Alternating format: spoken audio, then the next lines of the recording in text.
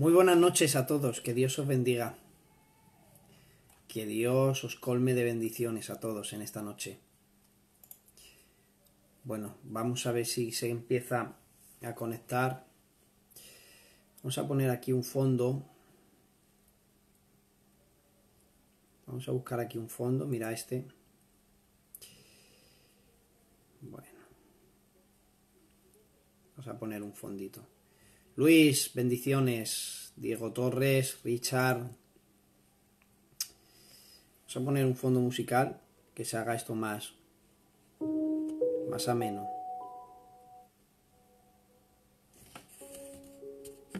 Bueno.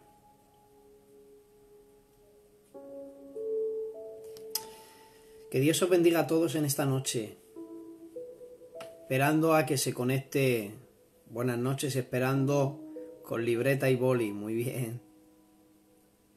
Bendiciones, Jerónimo. Dios te bendiga. Esperando a que se conecte Joaquín, que es el que va a presidir. Pedro, Dios te bendiga. Bendiciones.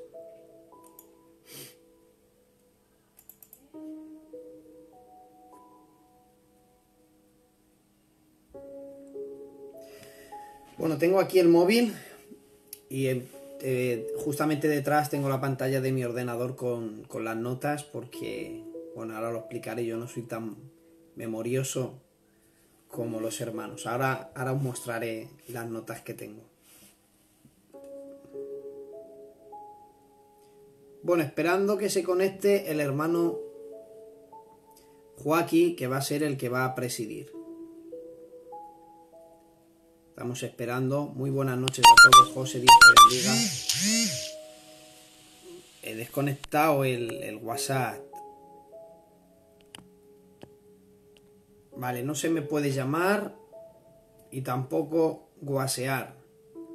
Así que esperando a que se conecte el hermano Rafi, que Dios te bendiga. Dios te bendiga. Estoy esperando a que se conecte el hermano Joaquín, ¿de acuerdo? Para comenzar ya con el directo. Mientras estoy repasando aquí algunas cositas. Bueno, intentaremos explicarlo lo mejor posible esta noche. Intentar ser claro en lo que creemos.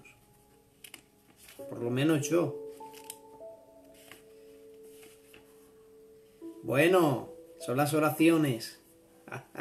En el momento lo vemos bien, ¿no? Bueno, estoy esperando que se conecte Joaquín.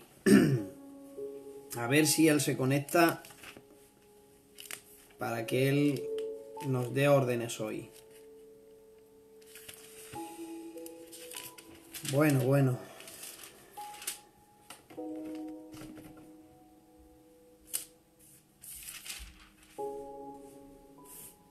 A ver si se conecta.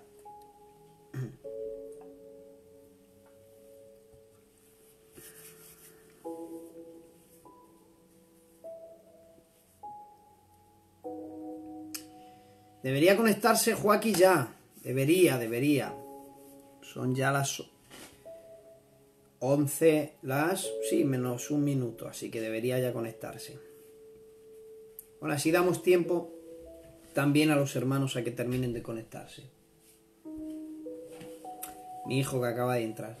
Vamos a hacer un directo. ¿Vale? Yo me quedo aquí. ¿Sí? ¿Quieres quedarte? Sí. Vale. Pero ahí quieto. Bueno.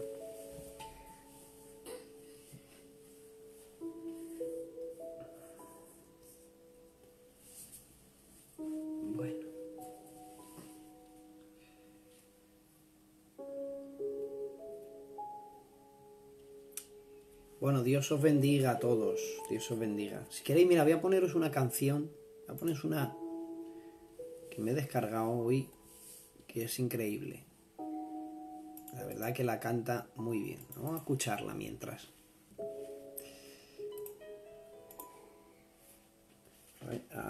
Ahí que no veo el ordenador.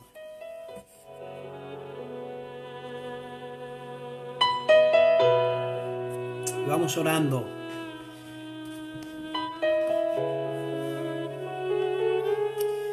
Te damos gracias, Señor, en esta noche. Gracias por permitirnos usar cualquier medio de comunicación para llegar a diferentes lugares. Mi lugar era la cruz. Te amo, papá.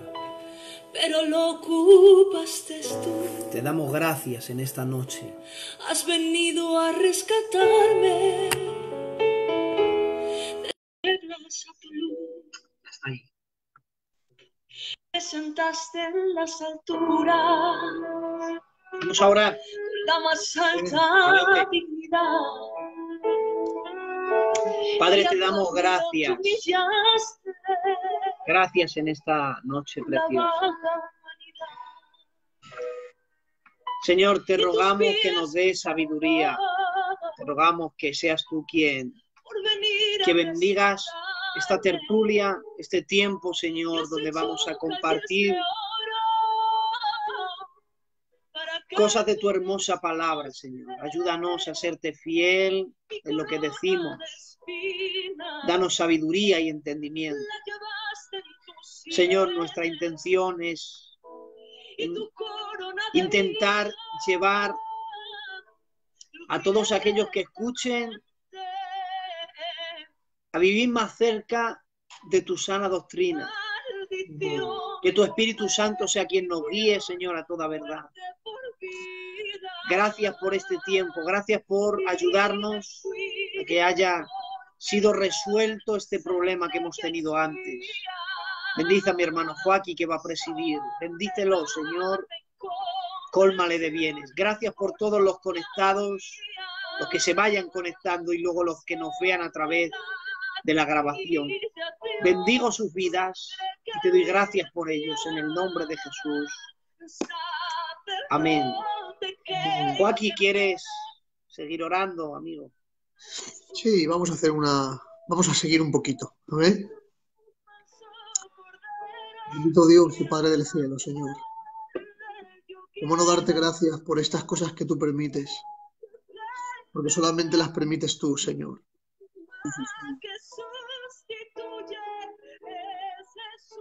Porque hemos podido resolver ese problema que ha habido, que parecía que no lo podíamos hacer y al final tú has puesto tu mano, Señor. Ahora te pido que prepares nuestro corazón, Señor. Que tu presencia, Señor, esté en este lugar, Padre. Porque de verdad que te necesitamos, Padre eterno. Abre nuestro entendimiento también, Señor. Que hoy podamos aprender, que podamos pasar un tiempo bendecido en tu presencia, Señor. Bendice, eterno Dios del cielo, a mi hermano Eugenio, Señor. Úsalo en gran manera, Padre eterno. Y haz, Dios mío, que nos muestre las Escrituras, Señor. Que podamos llegar a comprender, eterno Dios del cielo, lo que Él nos va a transmitir en esta noche, Señor. Así que sin más, Padre, quiero dejarlo todo en tus manos, pidiéndote que bendigas también a cada persona que hoy va a estar aquí escuchando, Señor, en el nombre poderoso de Jesús. Amén. Amén. Bueno, por fin hemos podido empezar a hacer esto. Amén. Bueno, hoy supongo yo que ahora se irá añadiendo gente. Creo que vamos a disfrutar. Creo que vamos a disfrutar en el Señor. Amén. Este es un tema que es un poco complicado, por lo menos para mí. Así que yo creo que yo soy de los que hoy van a aprender. Y lo creo con todo mi corazón. Hoy yo soy de los que van a aprender. Y luego sí que me gustaría decir o dejar claro que sabemos que es un tema complejo, que es un tema largo, porque es un tema largo. Y entonces creo que hoy va a ser un día donde vamos a hacer una introducción bonita y que lo vamos a poder entender todo, sencilla, para poder entenderlo todo. Y que, bueno, todo lo que se vaya a preguntar y todo lo que se haga, que sea conforme a lo que se esté hablando para no desviarnos del tema. Y que va a ser una bendición. Amén. Así que nada, cuando tú quieras, maestro. Empezamos. Bueno, a ver, nada, para mí es un placer que haya sido invitado a este medio.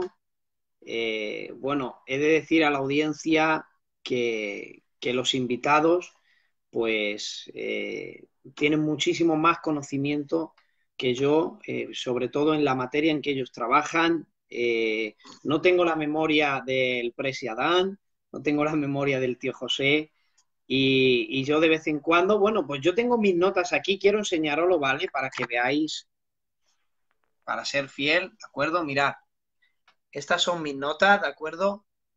¿Vale? Porque como es muy extenso, pues no lo tengo todo en la mente, ¿vale? Pero ahí. Bueno, por si me veis que desvío la mirada, es simplemente para ver mis notas. Ojalá lo tuviera todo de memoria, pero nada, me es imposible. Bueno, deciros que este tema genera muchas preguntas. Yo lo entiendo. Es muy extenso. Seguramente al anunciar que vamos a hablar un tema pretribulacionista, pues ya directamente hay un montón de preguntas de, bueno, las típicas preguntas que se suelen hacer de que si es una doctrina moderna, que si es inventada, que es, en fin, hay muchas preguntas que habrá en su momento, tendremos el momento para responder a todo eso, pero hermanos, no podemos comenzar a hablar del tejado sin antes ir al fundamento. Muy bien, Entonces, exacto. yo soy una persona que intenta siempre sintetizar mucho las cosas y por mucho que he intentado sintetizar, puedo hablar. Yo, mira, la escatología, hermano, no soy un maestro en este tema, o sea, es un tema que me apasiona. A mí me dijeron de si podía presentar este tema. Miren, hermano, yo voy a hablar acerca de un tema pretribulacionista porque lo creo. Creo que la iglesia no pasa la gran tribulación. Muy Yo bien. lo creo no porque me lo hayan predicado. Yo oigo a todos los predicadores, a los que creen y a los que no la creen.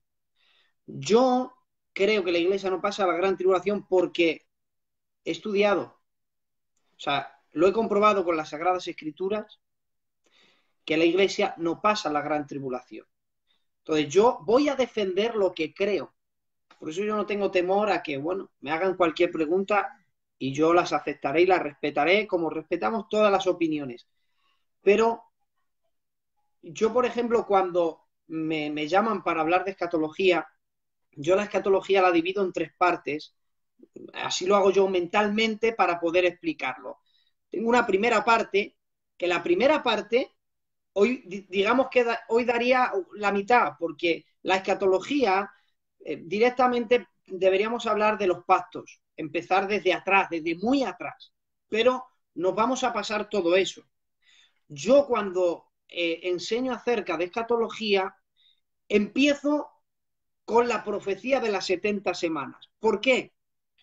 Porque para mí es una base fundamental para luego después enseñar la otra segunda parte, que sería desde el arrebatamiento de la iglesia, incluso una tercera, que ya nos iríamos a los eventos del porvenir. Entonces, el por qué yo uso la profecía de las 70 semanas, porque yo lo veo como una base crucial en este tema, para yo por lo menos demostrar que la iglesia no pasa la gran tribulación. Aquellos incluso que creen que la iglesia pasa la gran tribulación también nos van a sacar a reducir no solamente lo típico, ¿no? De que te cogen algún que otro texto fuera de contexto y pues no, pues mira, pues aquí dice esto y aquí dice lo otro. También te cogen la historia, lo que hemos dicho al principio, que es una enseñanza moderna, te dicen que no es así, que luego ya lo demostraremos en su momento, pero también te coge la profecía de las 70 semanas. ¿Por qué? Porque nosotros los pretribulacionistas creemos que hay una semana que no está cumplida y que la iglesia no va a ser parte de ello. Entonces, aquellos que creen que pasamos la gran tribulación también cogen la profecía de las 70 semanas para decir que sí que están cumplidas. Por eso, hoy vamos a dedicarlo a hablar únicamente acerca de la profecía de las 70 semanas de Daniel. Ese Perfecto. sería el tema hoy a desarrollar, ¿de acuerdo? Muy bien. ¿Alguna pregunta de inicio? ¿Alguna preguntita tenéis por ahí? Yo creo que podíamos ir, bueno, el verso, podíamos decir y citar en el libro de Daniel, en el verso concreto que nos vamos a centrar, ¿no? Supongo, ¿no? Que es el del capítulo 9, en el verso 25. Sí, ¿Verdad? claro. Cuando dice exactamente. desde la salida de la orden para restaurar y edificar a Jerusalén hasta el Mesías príncipe, habrá 7 semanas y Ujú. 72 semanas. 62 Entonces, semanas. todo Dice sale aquí. a partir de ahí. Bien.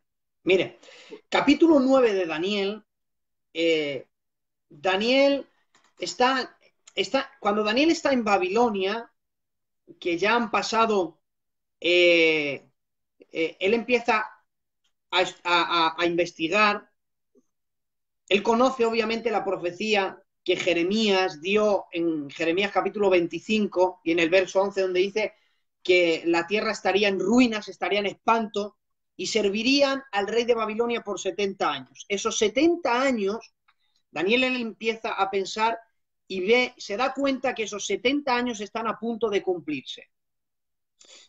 Daniel sabe que Dios es fiel a lo que él dice, él es fiel a lo que cumple, algo va a pasar cuando se finalicen los 70 años. ¿Qué es lo que hace Daniel en el capítulo 9? Él empieza a orar. Esto ocurre cuando dice Daniel 9.2, dice, en el año primero del reinado, yo Daniel miré atentamente los libros, el número de los años que habló Jehová por medio del profeta Jeremías, que habían de cumplirse la desolación de Jerusalén 70 años. Están a punto de cumplirse esos 70 años y lo que Daniel hace es empezar a orar. Él entra en el capítulo 9, le vemos que él entra en oración, él entra en intercesión, empieza a orar a pedir perdón por sus pecados primeramente, los pecados de Israel. Él hay un dolor, hay una inquietud, un nerviosismo en su mente porque no sabe qué va a deparar a Israel una vez se han cumplido los 70 años. Entonces, ¿qué es lo que pasa? Que Dios le manda respuesta a Daniel y se lo manda por medio del ángel Gabriel. La respuesta que recibe Daniel la recibe por medio del ángel Gabriel, que el ángel Gabriel es el correo de Dios. Cuando Dios quiere dar un mensaje importante, envía a Daniel. Lo envió, Gabriel envió a Gabriel a darle la respuesta de la profecía de las 70 semanas, que es un misterio grandísimo. También le mandó a María cuando dio el anuncio más esperado de la humanidad, y también le mandaría en el lugar santísimo a hablar con Zacarías. Siempre que Dios quiere transmitir mensajes importantes, envía al ángel Gabriel. Cuando Daniel le ve, dice la Biblia, y yo le vi venir a mí volando con presteza. Dice que la respuesta, fijaros la respuesta que le da. Daniel 9:21 dice, aún estaba hablando en oración cuando el varón Gabriel, a quien había visto en visión al principio, volando con presteza, vino a mí como a la hora del sacrificio de la tarde. Y dice, y me hizo entender, y habló conmigo diciendo, Daniel, ahora he salido para darte sabiduría y entendimiento. Al principio de tus ruegos fue dada la orden. Yo he venido para enseñártela, pues tú eres muy amado. Entiende pues la orden y entiende la visión. Entonces el ángel le dice, 70 semanas están determinadas sobre tu pueblo y sobre tu santa ciudad. Atención, lo primero que le dice, 70 semanas están determinadas sobre tu pueblo y sobre tu santa ciudad. Daniel, ¿qué era? Claro, Gentil, que era judío, ¿no? exacto. Bien, le dice, 70 semanas están determinadas sobre tu pueblo. ¿El pueblo de Daniel cuál era? El El pueblo de Israel. Israel, era judío. Bien, sobre tu santa ciudad, la santa ciudad, ¿cuál era? Jerusalén, ¿no? Entonces, la profecía de las 70 semanas, ya el ángel Gabriel nos enseña a quién va dirigida. O sea, la profecía de las 70 semanas va dirigida a Israel. Su contexto centrado principal va dirigido a Israel. Le va a mostrar el plan que Dios tiene con Israel, y ahí incluye obviamente la santa ciudad, Jerusalén. Entonces es el trato que Dios te... Él ora porque está preocupado por Israel, entonces recibe una respuesta aclarándole lo que va a pasar con Israel. Entonces, la profecía de las 70 semanas va dirigida principalmente para Israel, que luego, dentro de ese plan, ocurriría algo que afectaría a la humanidad. Eso es otro tema, que eso lo iremos viendo. Pero la profecía de las 70 semanas no va dirigida a la iglesia. La profecía de las 70 semanas, la Biblia bien deja claro sobre tu pueblo y sobre tu santa ciudad. Eso es lo primero que tenemos que saber acerca de la profecía de las 70 semanas. ¿Qué se iban a cumplir en esta profecía de las 70 semanas? Verso 24, para terminar con la prevaricación, más poner fin al pecado, expiar la iniquidad, para traer justicia perdurable, sellar la visión y la profecía y ungir al santo de los santos. Vamos a hacer un parón por si tienes que preguntarme algo. Hasta aquí, ¿estoy siendo claro? Sí, sí, perfecto. De hecho, yo estoy leyendo y sí que es verdad que nos comentan que te extiendas y cuando termines te preguntarán. Seguramente bombardearán, ¿vale? Pero sí que nos dicen que te extiendas. Yo creo que hasta ahí está todo claro, ¿vale? Porque la profecía va directamente para Israel. Vale. Seguimos. ¿Vale? Y entonces eso sería uno de los motivos, digamos, para entender los que somos pretribulacionistas, ¿vale? Es porque, claro, hay una semana que falta por cumplir y esa semana que falta por cumplir la va a cumplir con el pueblo de Israel. Total. ¿Vale? Sí. Entonces, no sé si a lo mejor podemos seguir por esa parte para explicar el pretribulación. Que esa palabra se las trae, pero por ahí. Sí. Había un momento que se ha cortado en pretribulacionista. Sí. Bueno, a ver, dentro de este plan se van a realizar una serie de cosas. Por ejemplo, para terminar con la prevaricación. O sea, la palabra prevaricación aparece en el Antiguo Testamento, aparece de tres maneras diferentes. Aparece Bagat, aparece Maal y aparece Pesach. Son tres palabras distintas que significan, aunque prevaricación suena igual en el hebreo, pero tienen tres significados. Una de ellas significa revuelta, otra significa traición y otra significa un plan encubierto. O sea, él viene a acabar con un plan encubierto de destrucción, a poner fin al pecado. Esto, obviamente, Cristo puso fin al pecado. Dice, para expiar la iniquidad. Ya saben que en el Antiguo Testamento, cuando se realizaba el Yom Kippur, una vez al año, Levíticos capítulo 16, los pecados se expiaban, pero no se perdonaban, eran únicamente cubiertos. Pero en el sacrificio de Cristo en la cruz, todos esos pecados cubiertos, que ninguna sangre de ningún macho cabrío podía limpiar, la sangre de Cristo pudo limpiar. ¿Qué más tiene este plan? Es que dice, para traer la justicia perdurable. Esto es una promesa que todavía no la hemos visto cumplida, ya que hay algo que todo el mundo desea y es un reinado justo. Eso nadie lo ha podido establecer jamás. Luego dice, para sellar la visión, dice, para sellar la visión y la profecía. Y tiene que hablar de que Cristo dará cumplimiento a la profecía y luego ungir al santo de los santos. Te lo estoy hablando desde una mente pretribulacionista, ¿de acuerdo? Para ungir al santo de los santos, que esto ya nos lleva directamente al reino milenial. Pero mira, antes de esto, digamos que os lo he dicho para no dejarlo ahí pasar, os lo he citado, pero no me voy a parar en ello, porque hay algo más importante y es demostrar lo del tema de las 70 semanas. Mira lo que le dice en el verso 25.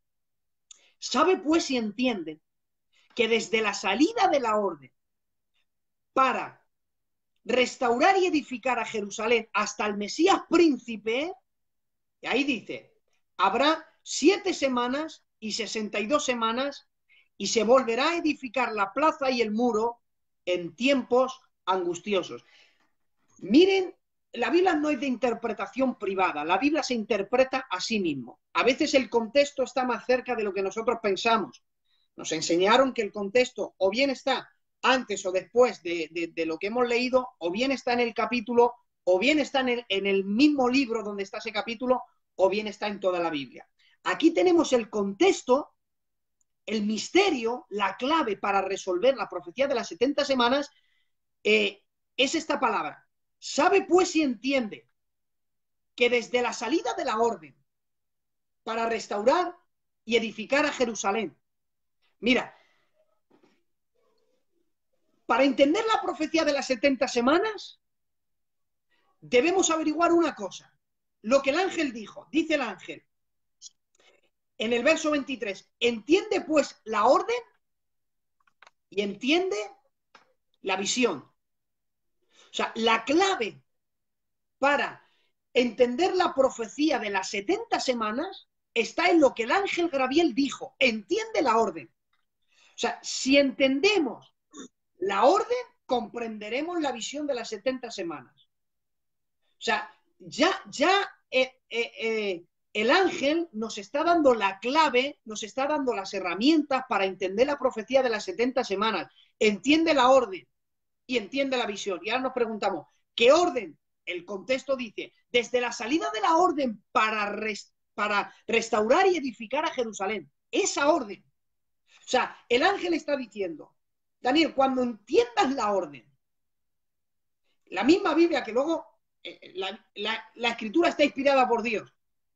Cuando nosotros quisiéramos entender la profecía de las 70 semanas, la clave está en entender la orden. ¿Qué orden? El orden de la salida para restaurar y edificar Jerusalén. Si entendemos, si ubicamos esa orden, comprendemos toda la visión. ¿Hasta ahí soy claro? Sí, sí. Bien. Las 70 semanas, mira, vámonos a irnos a las opciones que Dios tiene.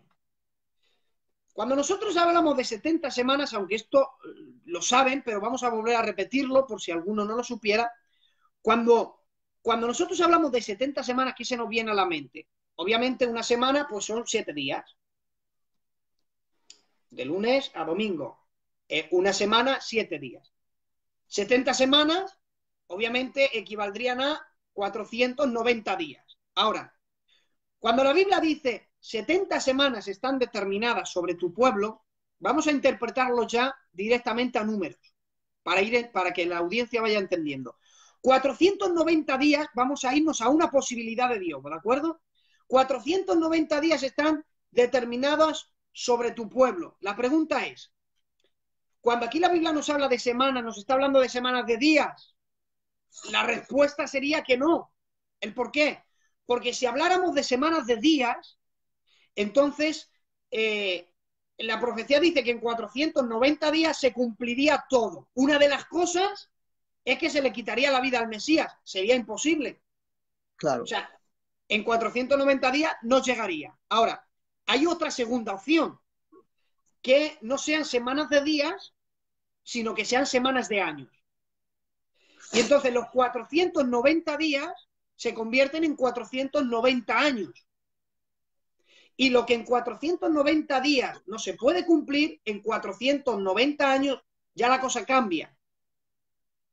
¿Hasta ahí estoy siendo claro? Sí, sí, sí.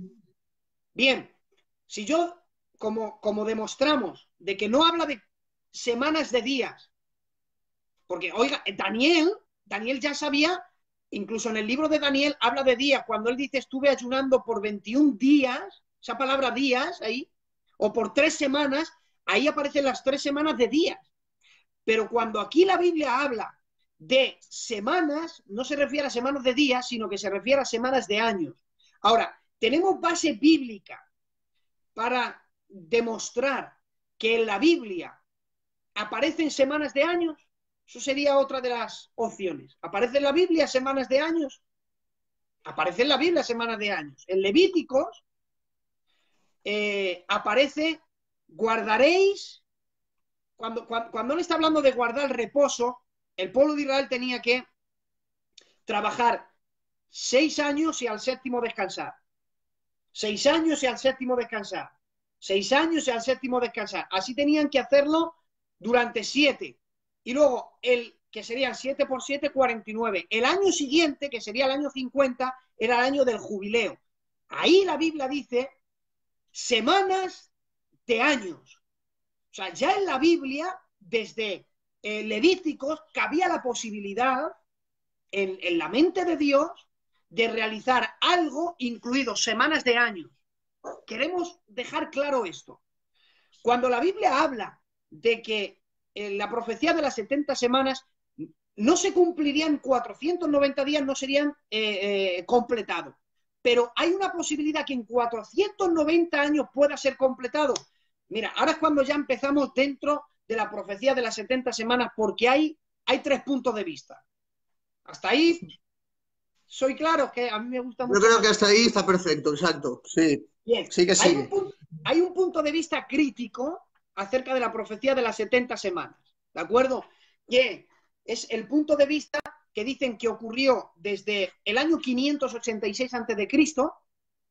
hasta el año 164 después de Cristo, con una caída y demás. Ese es el punto de vista crítico. Luego, pero ese no está muy, digamos, muy extendido. Pero sí los pretribulacionistas chocamos mucho con el punto de vista conservador o con el punto de vista tradicional, que ese ya es más serio. Y es que creen que las 69 semanas se cumplió en el año 27 de la era con el bautismo de Cristo. Tranquilo que luego esto vamos a hacer un resumen de año, ¿de acuerdo? O sea, el punto de vista conservador es que en el año 27, en el bautismo de Cristo, se cumplen las 69 semanas y luego la otra semana, que sería 7 años, irían hasta la muerte de Cristo y la entrada del Evangelio a los gentiles creo que es hasta la muerte de Esteban, si no me equivoco. Ese sería el segundo punto de vista, que es uno de los que más creen aquellos que creen que pasan la gran tribulación, ¿de acuerdo? Y luego está el otro punto de vista, que es el dispensacionalista, que es el que nosotros estamos desarrollando, que creemos que se cumplen las 69 semanas después, esto es muy importante, una vez cumplidas las 69 semanas, se le quita la vida al Mesías, es decir, Cristo muere en la cruz del Calvario y luego hay, entre comillas, y lo vuelvo a repetir, entre comillas, hay un paréntesis, Dios, que ha dado inicio a la profecía de las 70 semanas, tras la muerte de Cristo en la cruz del Calvario, se detiene ese reloj profético, hay un gran paréntesis, ahí ocurre una serie de cosas, entre ellas la más importante de todas, que es el nacimiento de la Iglesia, y una vez que la Iglesia es arrebatada, se vuelve a accionar para dar cumplimiento a la última semana que queda por cumplirse. Ese es el punto de vista dispensacionalista, que es el que nosotros vamos a desarrollar en esta noche. ¿Hasta ahí sigo siendo claro? Sí, de hecho, referente a lo que estabas comentando, David ha hecho una pregunta, creo que estaba por ahí arriba, que es ¿por qué ese parón en la última semana? Puede ser el motivo de que haya ese parón? O sea, esa que falta por cumplirse, esa semana que falta por cumplirse. ¿Por qué existe ese parón hasta que se vuelve a activar esa profecía, Bueno, pues, para que se cumpla? En ese parón hay muchas cosas, entre ellas el nacimiento de la Iglesia. Bien. Entre ellas el nacimiento de la Iglesia, que es lo más importante. Entre ellos el tiempo de los gentiles. Llegaremos, pero daremos más detalles un poquito más para adelante, porque no podemos hablar de ello sin antes demostrar a la audiencia que realmente hay un parón, para no confundir. Pero entre ellas, Perfecto. David, el nacimiento de la Iglesia y muchísimas más cosas. Perfecto. Bien. He visto por ahí uno de... Bueno, pues si está contestada, seguimos. Vamos a ver. El ángel decía, entiende la orden y entiende la visión. Y la orden es, desde la salida de la orden para restaurar y edificar Jerusalén. La respuesta es, ¿cuántas órdenes se ha dado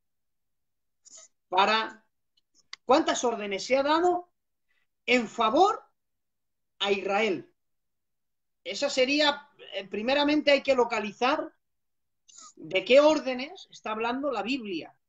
¿Qué órdenes? Bueno, la primera orden que vemos.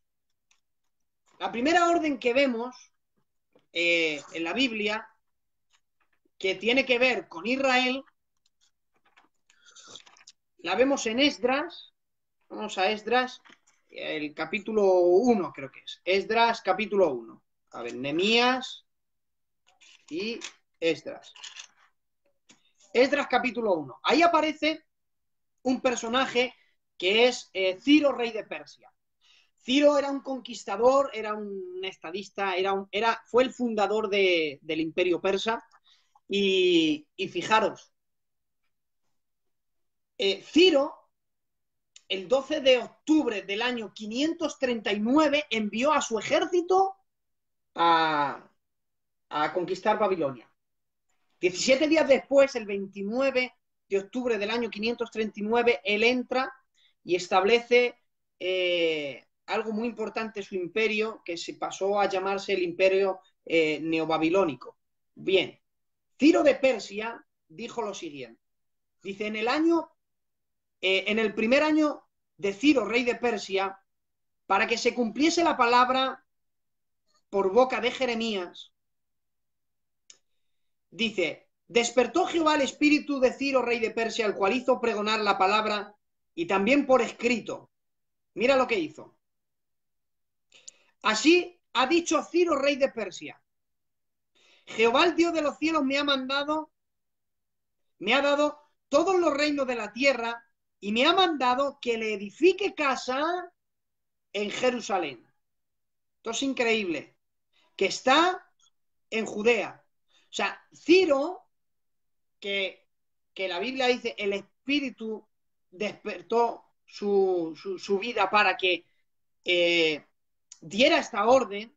Es curioso, mira, con Ciro ocurre algo maravilloso.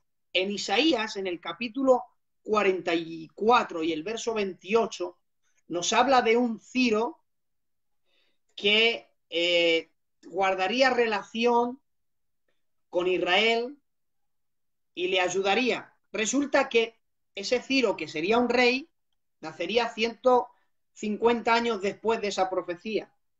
O sea, estamos hablando de que por boca de Isaías habla de que un tal rey Ciro nacería y haría algo en favor de Israel. Diré a mi siervo Ciro, mira, Isaías, voy a leerlo, Isaías 44, 28.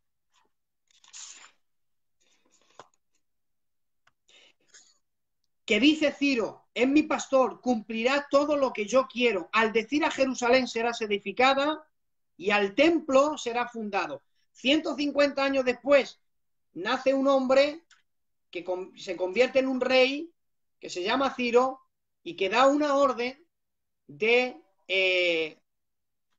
que se construya casa, y cuando hablamos de casa, se habla del templo.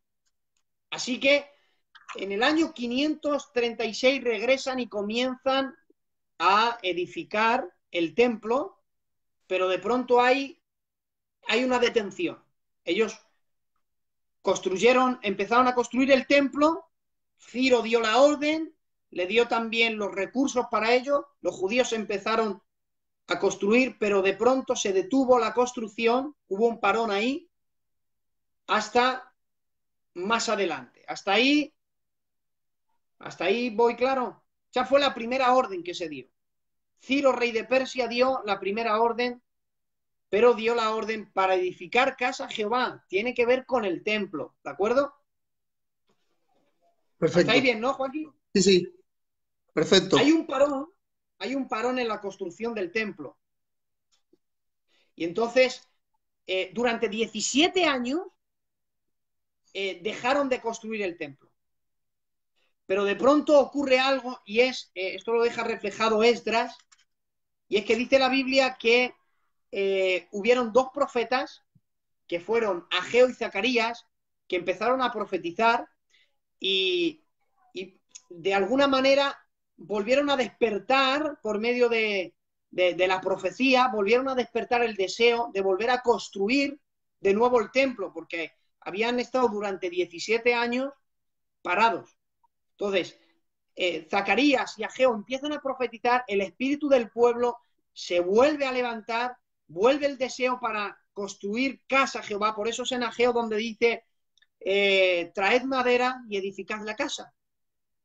Entonces, la manera en que Ageo profetiza nos está hablando de cuando fue usado para edificar la casa a Jehová. Durante 17 años ha estado parada. Dios toma a los profetas Ageo, a Zacarías, empiezan a profetizar, el espíritu del pueblo se vuelve a levantar, vuelve el anhelo de construir, de seguir construyendo la casa a Jehová, y ellos lo hacen.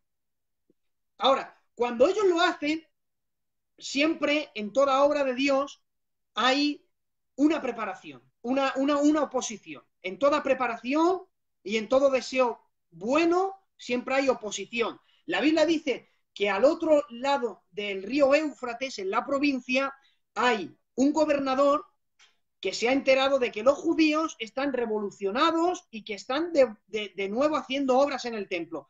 Él se enfada de alguna manera, el gobernador tiene un nombre muy raro, aparece en el libro de Esdras. Dice que era de la provincia al otro lado del río Éufrates. ¿Qué es lo que hace este gobernador? Obviamente tiene que darle las noticias de lo que está pasando con el templo a el rey. ¿Quién era en aquel entonces? Era el rey Darío. Darío, rey de Persia. Entonces, se le manda un informe diciendo lo que los judíos están haciendo, que de pronto han empezado de nuevo a construir casa a Jehová, el templo. Y entonces, Darío dice, bueno, ¿qué hago? Él tiene que tomar una decisión, si les permite seguir edificándole casa, o de lo contrario, pues entra, da la orden y dice, detenerlos todos. ¿Qué es lo que hace Darío? Esdras capítulo 6 y el verso 3. Lo que hace Darío es que empieza a investigar qué es lo que había pasado con el anterior rey. Él había descubierto que Ciro había hecho algo. En el año primero de Ciro, o del rey Ciro, el mismo Ciro dio orden acerca de la casa de Dios, la cual estaba en Jerusalén, para que fuese edificada, para ofrecer sacrificios, que sus paredes fuesen firmes, su altura de 60 codos. Y ahora dice en el verso 8, y por mí, es decir, Darío, y por mí es dada orden. Ya vemos otra orden. Hemos visto la primera, ahora vamos con la segunda. Por mí es dada orden de lo que habéis de hacer con estos ancianos judíos para edificarle casa a Dios. O sea, ya vemos otra segunda orden. Ciro dio la primera, empezaron a construir, se detuvo la construcción, durante 17 años la construcción estuvo parada. Zacarías y Ageo, por el Espíritu Santo, empiezan de nuevo a profetizar, el espíritu del pueblo se empieza a despertar, empieza a haber oposición, se le manda informe al rey Darío, Darío empieza a estudiar, se da cuenta que el rey Ciro les ayudó y él desea ayudarles. Y les ayuda para que sigan edificándole casa a Jehová. Ahora, esta orden es muy importante. ¿Por qué? Porque esta orden fue dada en enero del año 516 a.C. Y aunque esta orden, que es dada en el año 516 a.C., da como cumplimiento una profecía. Es la profecía de que los judíos estarían 70 años cautivos. Mira, ¿cuándo se llevaron cautivos a los judíos a Babilonia? Según la Biblia se los llevaron, bueno, según la historia, para ser más preciso, dicen los registros de historia, y estos son escritos babilónicos, dicen que fue el 18 de julio del año 586 a.C. Y esta orden, la que estamos leyendo ahora en Esdras 6:8, cronológicamente se dio en enero del año 516 a.C. Cuando nosotros restamos 516 a 586, ¿cuánto nos da? Nos da 70. Fueron 70 años justos que Dios dijo que el pueblo de Israel estaría cautivos en Babilonia. que fue por boca de Jeremías. Ellos estuvieron, Jeremías capítulo 25, verso 11, serviréis al rey de Babilonia por 70 años. Con esta orden, que no salen todos los judíos, sino que salen, es otro grupo, porque en la primera orden salieron unos pocos judíos. Pero en esta segunda orden se le da la libertad para que todo el que quiera salir pueda salir. Ahí acaba los 70 años de cautiverio. Ahora, para otro programa daría el por qué Dios les manda 70 años o permite que el rey de Babilonia los tenga cautivos 70 años, por qué Israel estuvo 70 años en Babilonia y por qué en esa ciudad. Eso daría para otro programa. Se hará, se hará. Vale, pues eso da para otro programa el por qué Dios tiene ese trato con su pueblo Israel, por qué permite que el rey de Babilonia entre, y esto es muy fuerte, porque esto lo describe Habacuc. Cómo, mira, el libro de Habacuc y en la época del reinado de Manasés, que si no me equivoco es segunda de Reyes capítulo 25, que Manasés fue el peor rey que hubo, o el más cruel que hubo en todo Israel. Cuando la Biblia dice que vinieron, dice Dios, limpiaré Jerusalén como quien limpia un plato que se pone debajo de la pila y se vuelca, dice, así limpiaré Jerusalén. La manera en que Dios limpió a Jerusalén fue permitir que el rey de Babilonia se los llevara cautivos 70 años y 70 años a un lugar específico. Pero eso lo dejamos ahí en el aire y lo explicaremos en otro motivo, en otro momento, ¿vale? Hasta aquí hemos visto dos órdenes. Una por Ciro y otra por Darío. ¿De acuerdo? Bien. Exacto. Continuamos. Hay otra tercera orden. Es un capítulo más para adelante. Aparece un rey, capítulo 7, verso 21, dice, y por mí Altajerjes. Ahí aparece otro rey. Un rey que en el año 7 de su reinado decide hacer algo. ¿El qué? Esdras 7:21. Por mí, Altajerjes rey, es dada orden.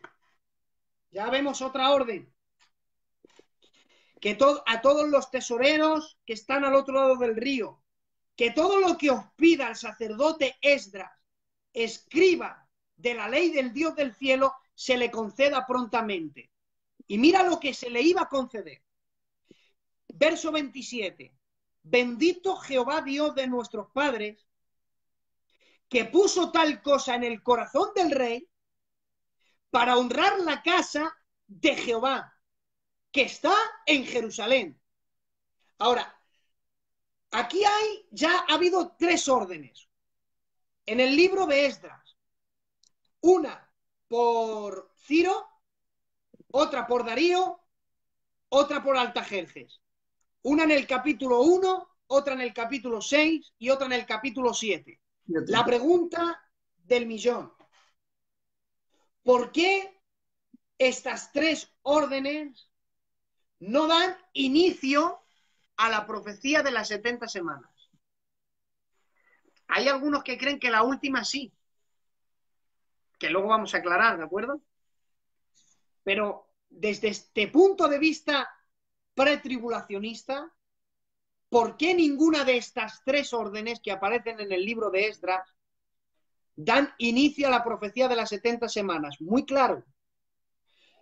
El ángel dijo, desde la salida de la orden para restaurar y edificar Jerusalén hasta el Mesías príncipe, pero dice el verso 25, y se volverá a edificar la plaza y el muro en tiempos angustiosos. O sea, en la profecía de las 70 semanas, la orden que da inicio guarda relación con la restauración de Jerusalén, pero guarda relación con que se edifique el muro. La plaza claro. Y el muro. Muy bien. Estas tres órdenes no vemos la edificación ni del muro, ni vemos la edificación de la plaza, únicamente están centradas en el templo. Exacto.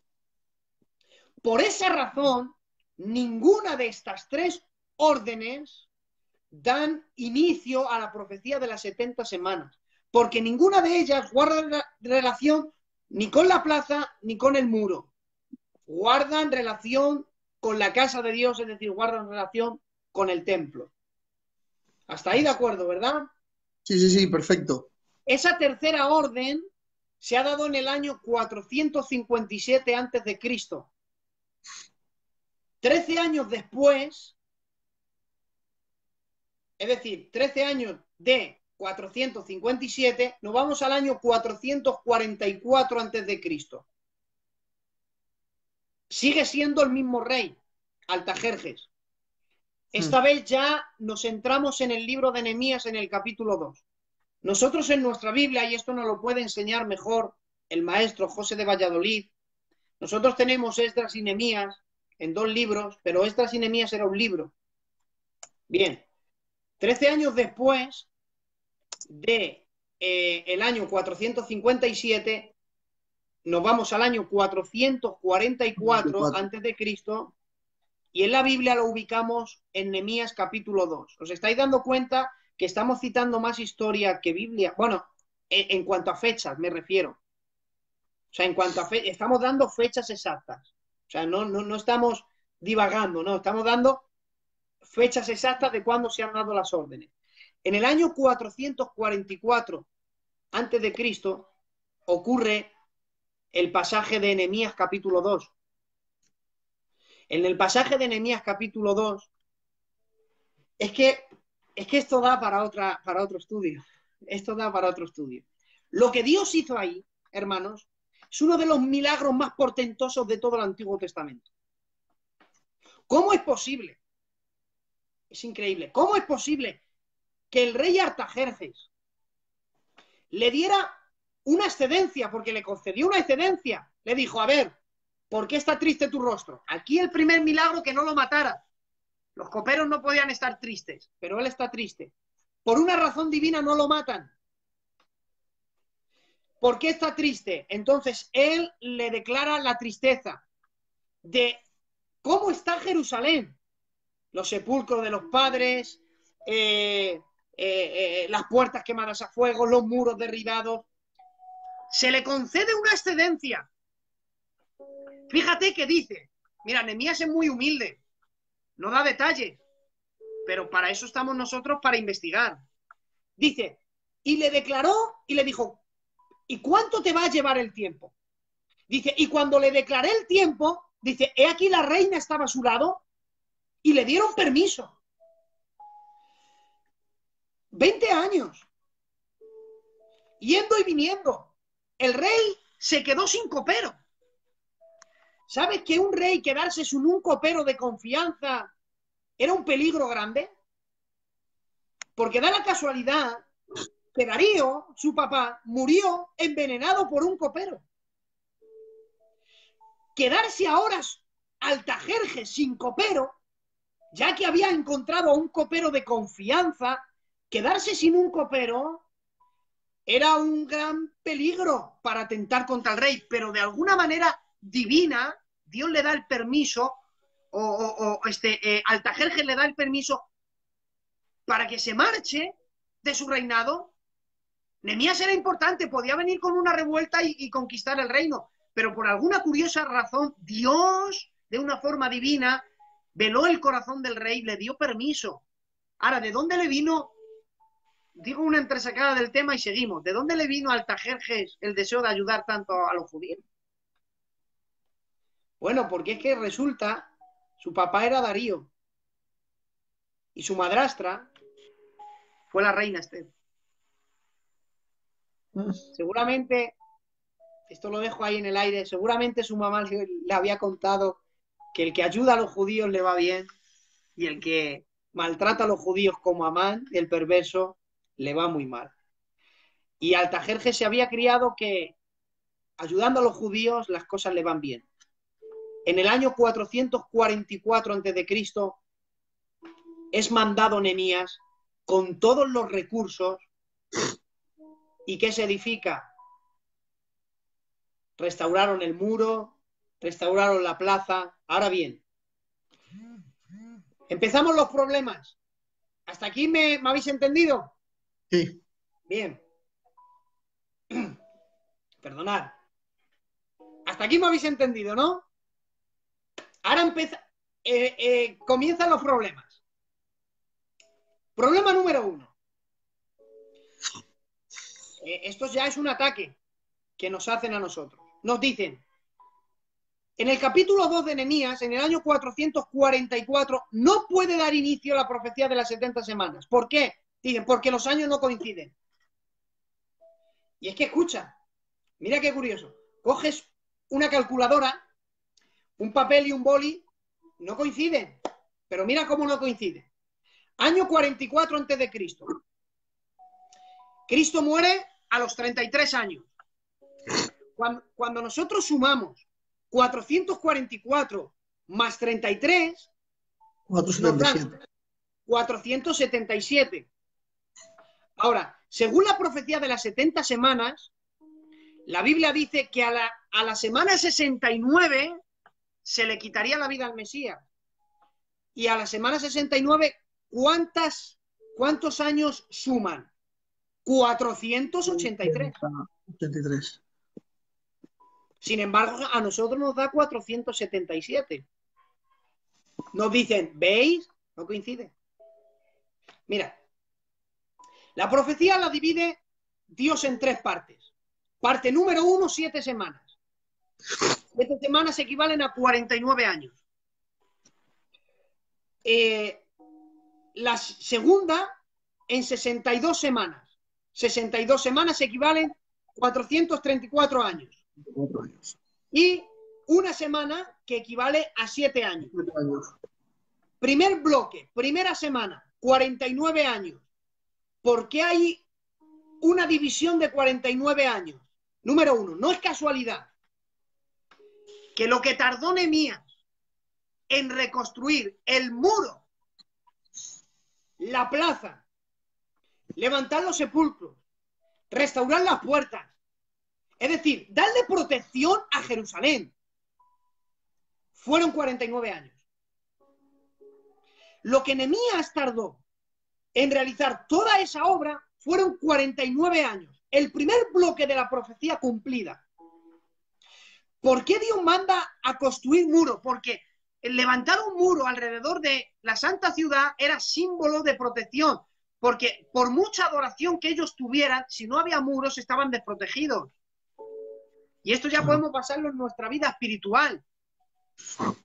Porque a veces vivimos una vida de culto, culto, culto, pero no levantamos muros de protección, permitimos que el enemigo entre. Muy y bien. lo que Dios quiere era, número 1, Israel quería que ellos adoraran, pero número 2, que estuvieran protegidos. Por eso la profecía mesiánica, la paz sea dentro de tus muros. Era importante que Jerusalén tuviera muros. No es casualidad que Nehemías tardara 49 años en construir los muros, las puertas, reedificara el cementerio, hiciera una restauración completa. 49 años tardó. Luego, de ahí hasta que se le quitó la vida al Mesías, pasaron 434 años. En total, suman un total de 483 años. De nuevo vuelven los ataques. No coinciden los años, pero miran por qué. Es que es un ataque muy, muy astuto. No coinciden cuando nosotros hacemos cálculos con nuestro calendario. No Claro. coinciden. Nuestro calendario se basa en 12 meses, un total de 365 días. ¿Para quién va dirigida la profecía? A los judíos. Calendario judío habrá que usar. Por lo tanto, se tiene que usar el calendario judío. No podemos ahora decir la profecía de las 70 semanas, para unas cosas sí es para los judíos y para otras no. Si es para los judíos, es para los judíos. Muy bien. Bueno, los años se tienen que hacer un cálculo basado al calendario judío. El calendario judío también se basa en 12 meses, pero no en 365 días, sino en 360 días. Ahora mira, la profecía eran 483 años, ¿verdad? Muy bien, sí. Hasta que Cristo muere. Hasta ahí de acuerdo, ¿verdad? Mira, si nosotros hacemos un cálculo, multiplicamos 360 días, que era un año judío, por 483 años, nos dan un total de 173.880 días. Apuntar. Ahora ya la audiencia, por favor, tomar bolígrafo y apuntar. Vamos a dar 20 segundos. Repito. Cojan boli. 360 días por 483 años dan un total de 173.880 días. Ahora, si cogemos ese número de días, 173.880 días, y lo dividimos en 365 días, que es un año nuestro, nos va a dar 476 días. Ahora bien, pero Eugenio, la profecía son 477. Si te equivocas en un año no me sirve. ¿A dónde vamos a buscar ese año que nos falta? Pues vamos a buscarlo al año cero. El año cero no existía. Vamos a ver. Nuestro calendario está basada en Dionisio el Exiguo, si no me lo he dicho mal, que cuando realizó el calendario no añadió el año cero. Él quiso, en nuestro calendario, él para cuadrarlo, tomó la fecha de la Pascua, y tomó la fecha de la Pascua también por el escándalo que hubo por la resurrección de Cristo. Y con el nacimiento de Roma, y quiso un tiempo, aunque eso lo hizo en el 522, si no me equivoco, 532, pero él utilizó dos fechas importantes,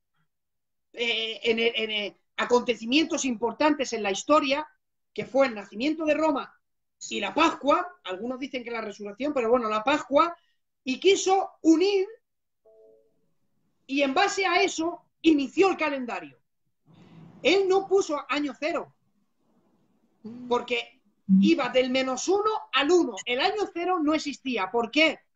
Porque el número cero no fue introducido en Europa hasta el año 1202 por los árabes. O bueno, no fue introducido, fue introducido por los árabes, que los árabes tomaron una numeración de los hindúes, y quien realmente extendió el año cero fueron los árabes. Fue publicado por primera vez este número en el año 1202 en un libro por Fibonacci. Fibonacci era un matemático, de ahí no sé si habéis oído hablar de la secuencia Fibonacci. Era un matemático. El que introdujo el número cero fue los árabes, y luego fue publicado en el año 1202 por Fibonacci, el matemático. El año cero no existía. Cuando Dionisio el Exiguo, él realizó el calendario, no añadió el año cero. Por lo tanto, el año que a nosotros nos falta está ahí, en el año cero. Por lo tanto, nosotros podemos demostrar que, basado en el calendario judío, que en la semana 69, después, dice la Biblia, después de las 62 semanas, se le quitará la vida al Mesías. Nosotros hemos podido demostrar, y lo podemos volver a repetir, y lo podemos hacer de otra manera también, es que justamente cuando se cumplió los 483 años, cuando se cumplió la semana 69, el Mesías fue clavado en una cruz. Demostrando nosotros esto, echamos por tierra aquellos que dicen que la semana 69 se cumplió en el bautismo de Cristo. Aquellos que creen que las 70 semanas están cumplidas, dicen que están cumplidas porque en el año 457 fue dada la orden, la tercera, ¿recuerdas? La tercera fue dada en el año 457. Luego dicen que el muro se restauró en el año 409 a.C. Luego, en el año 27, Cristo bautizado y se cumplen las 69 semanas. En el año 31, Cristo muere, en el año 31 de la era cristiana. Y en el año 34 es cuando se le apedrean a Esteban. Esto no tiene ningún sentido. ¿Por qué? Porque están, número uno, no están teniendo en cuenta el calendario judío. Y número dos, están teniendo en cuenta el calendario de Dionisio el Exiguo, que hay un error histórico que, como dice José de Valladolid, que no es discutible. A todos los libros de historia que se consideren, te van a decir que Cristo o Herodes murió en el año 4 antes de Cristo. Esto no tiene sentido. No sé si lo has visto alguna vez en los libros de historia. Herodes el Grande murió en el año 4 antes de Cristo. ¿Cómo es posible? Esto no guarda relación, por lo menos con las Sagradas Escrituras. La Biblia dice que Herodes murió cuando Cristo estaba en Egipto. Y luego fue recibida la visitación y dijo, aquellos que procuraban tu muerte ya no están. ¿Cómo es posible que Herodes muriera en el año 4 antes de Cristo? Esto fue por el error de Dionisio el Exiguo. Cometió tal error que metió a Herodes en un tiempo que no le correspondía.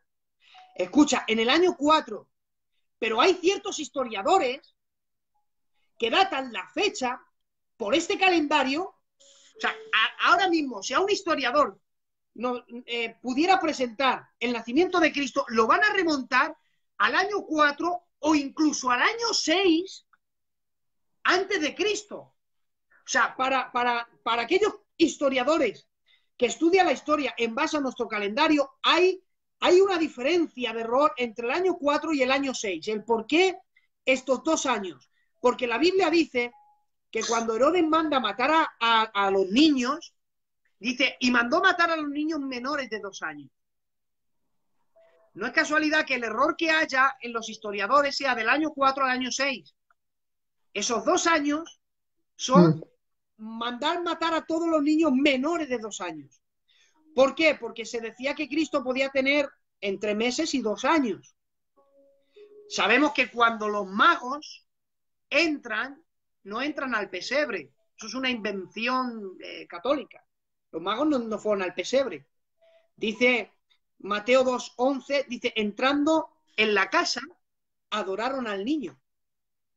Ellos no estuvieron en el pesebre. Al pesebre fueron los ángeles, los pastores. Pero al pesebre no fueron los magos.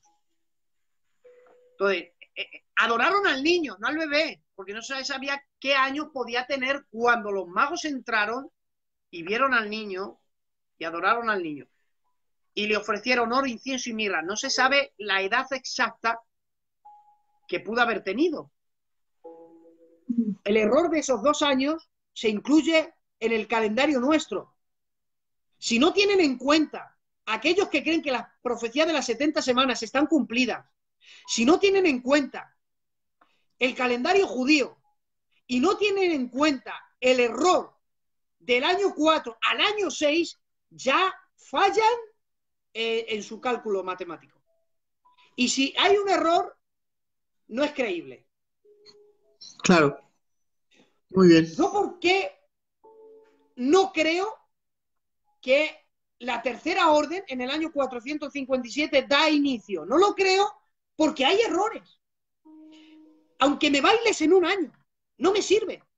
Mira, ahora mismo yo os he dado un dato con el calendario judío que había un año que bailaba. Si yo no llego a descubrir que el año 0, cuando Dionisio el Exiguo no sabía del número 0, en sus cálculos matemáticos, que también era un matemático físico, si yo sé que él tenía conocimiento de ello y que ya había entrado a Europa, yo no creo. Porque si hay un margen de error, yo no creo. O sea, soy tan exquisito en los detalles que yo estoy haciendo este directo no porque he cogido un libro y aquí me lo han dicho en una página y yo vengo y os lo digo. No. Soy tan exquisito que si no hubiera encontrado el año cero, yo le digo a David, no, hermano, muchas gracias, Dios te bendiga, yo no estoy capacitado para ello. Muy bien, claro. Si me presentas que la profecía de las 70 semanas están cumplidas, te digo que te equivocas en los años. Yo no te doy ningún margen de error en base al calendario judío y en base a la historia. Por lo tanto, volvemos a la mente pretribulacionista. Dios, que tiene la autoridad de encender un botón y dar inicio a la profecía de las 70 semanas, después de las 69 semanas que se le quita la vida al Mesías, el reloj profético de Dios se detiene. Ahora nos preguntan, ¿y dónde está la semana que falta? No es casualidad que la gran tribulación se basa en 7 años. No es casualidad que una semana profética equivale a 7 años. No es casualidad que según Mateo, la Biblia dice, hablando, esto es una profecía de doble referencia o doble cumplimiento, como lo llaman, que en el año 70 de la era, el general Tito Vespasiano entró al templo y cesó el sacrificio, destruyó el templo, piedra sobre piedra no quedó edificada. Esto me lo enseñó a mí un maestro de escuela bíblica, no recuerdo, creo que fue Rafa Peralta. Rafa Peralta creo que me enseñó a mí esto. Cuando la Biblia dice que no quedará piedra sobre piedra que no haya de ser edificada, es que entre las piedras, o sea, había oro, o sea, arrancaron todas las piedras para extraerse el oro. Y para extraer el oro no quedó piedra sobre piedra que no haya de ser edificada. Pero no es casualidad que la Biblia diga que Israel en los últimos tiempos alardeará porque dice la Biblia, dice Isaías, pacto hemos hecho con la muerte, convenio haremos con el Seol. No es casualidad que un príncipe que ha de venir confirmará el pacto con muchos. Eso ya es en la profecía de las 70 semanas. La semana que queda, dice que en esa semana, un príncipe que ha de venir, dice el pueblo de un príncipe que ha de venir, que confirmará el pacto con muchos. ¿Por qué ese? Mira, ahí aparecen dos. El Mesías príncipe. Mira, vamos a leerlo. Coge Daniel capítulo 9, que ya voy a acabar, para luego poder seguir. Daniel capítulo 9 y el verso 25. Sabe pues y entiende que desde la salida de la orden para restaurar y edificar Jerusalén habrá 7 semanas, 49 años, que fue lo que tardaron en construir y edificar la plaza y el muro, en tiempos angustiosos. Mira si fueron tiempos angustiosos que se levantaron Sanbalat, Tobía y Gesén el árabe y formaron una revolución y formó tiempos angustiosos. 62 semanas después, 434 años después de edificarse Jerusalén, la plaza y el muro, el Mesías príncipe muere. Después de las 62 semanas se le quitará la vida al Mesías, mas no por sí, y el pueblo de un príncipe que ha de venir destruirá la ciudad y el santuario, porque ese príncipe que ha de venir no es el Mesías. Porque en el contexto, en el verso 25 dice el Mesías príncipe. Justamente después dice un príncipe que ha de venir. O sea, hace diferencia.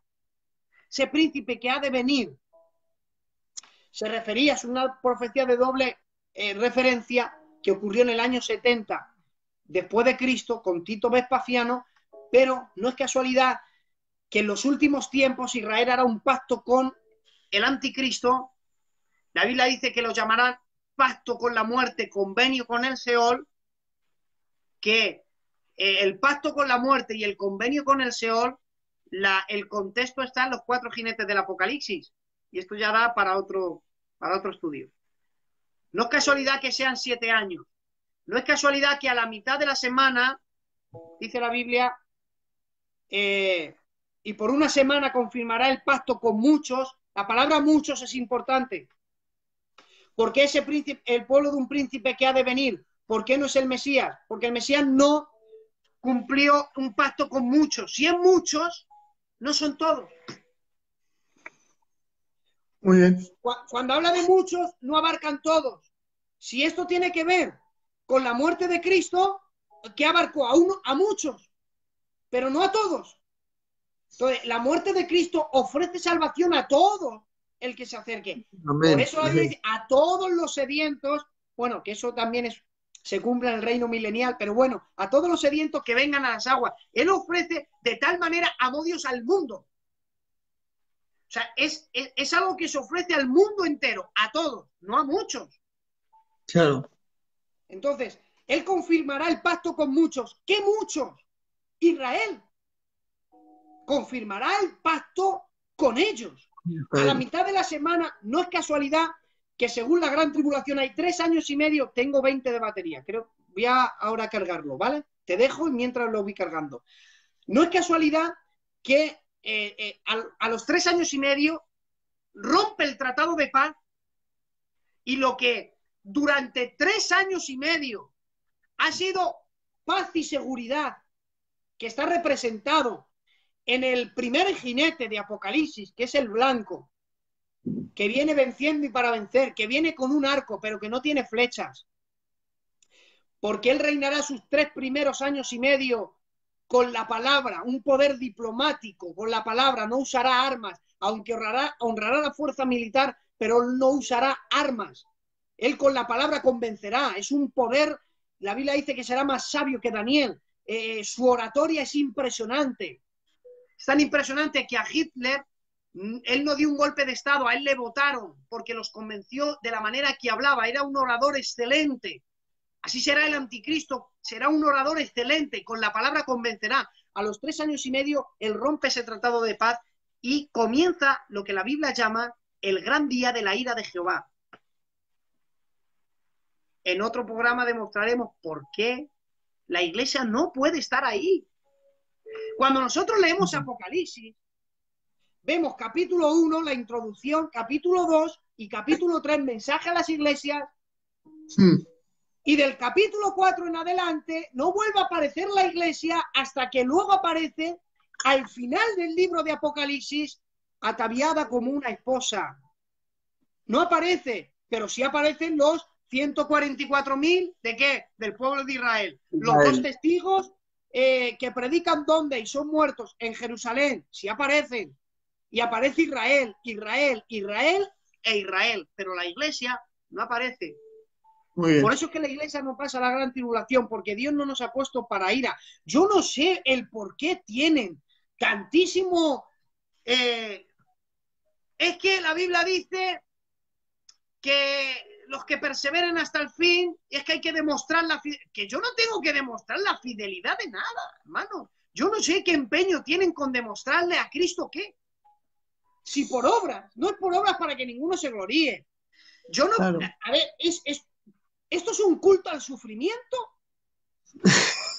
Lo que hacen es a la fuerza tengo que sufrir para demostrarle a Dios mi fidelidad, pero ¿qué necesidad tengo yo de eso? Que aunque yo sufra, mira, aunque yo pasara la gran tribulación, aunque no me dejara sellar, aunque el reinado del anticristo me pusiera en un estrecho como le pusieron a los primeros cristianos, de poner a sus hijos y a las madres y decían, si niegas a Cristo te matamos y matamos a tu hijo, aunque me pusieran en ese estrecho y yo dijera todo que sí y me quisieran sellar y yo dijera que no y me cortaran la cabeza, aún así no sería digno mi obra para salvarme. Muy bien. Salvo porque por gracia. No hay obra humana claro. que pueda... Mira, cuando dices ahí, ¿a qué imagen me vais a comparar? ¿Qué imagen me vais a hacer? Y dice, ¿qué quiere agradarme a mi pueblo? con holocaustos. Dice, pues no hay animales en el mundo suficientes. ¿Qué queréis? ¿Hacerme un fuego que me pueda agradar? Dice, no hay madera en el Líbano para hacerme un fuego que me pueda agradar. No hay obra que podamos hacer, uniéndonos todos los seres humanos de todas las épocas, que sea capaz de que la justicia de Dios quede satisfecha.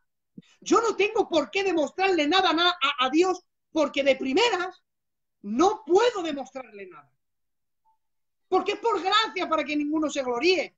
Yo no entiendo por qué se oculta el sufrimiento, que a la fuerza tengo que sufrir para demostrarle que si yo no tengo necesidad de demostrarle nada, sino caminar por las obras que nos ha preparado de antemano.